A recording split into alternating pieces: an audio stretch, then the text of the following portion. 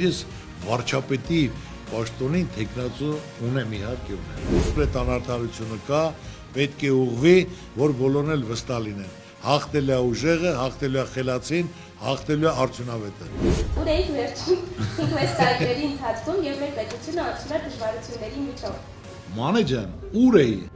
Կարևորը պետությունն է։ Կարևորը մանդատը չի, կարևորը արդյունքն է։ Նախկին ու հին ու նորը մոռանանք։ Իմ որդին Հովանեսը ոչ ցանկություն ունի, ոչ էլ իրավունք ունի։ Ես գործի մարդ եմ, չեմ ասում 100,000, 200,000,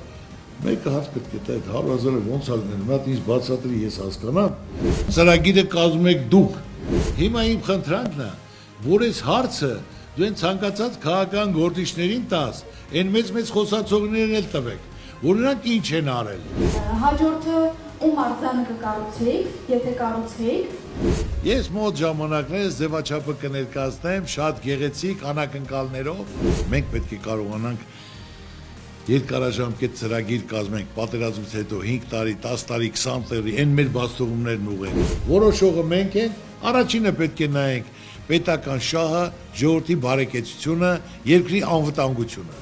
Ուժեղ մարդու հետ են հաշվի նստում, թույլի հետ ոչ մեկն էլ հաշվի չի նստում։ Խեղճությունը մեր թշնամին է։ Մենք պետք է մեջքի տանք, էտատելություն, թշնամանք, մերոնք, ձերոնք։ Դա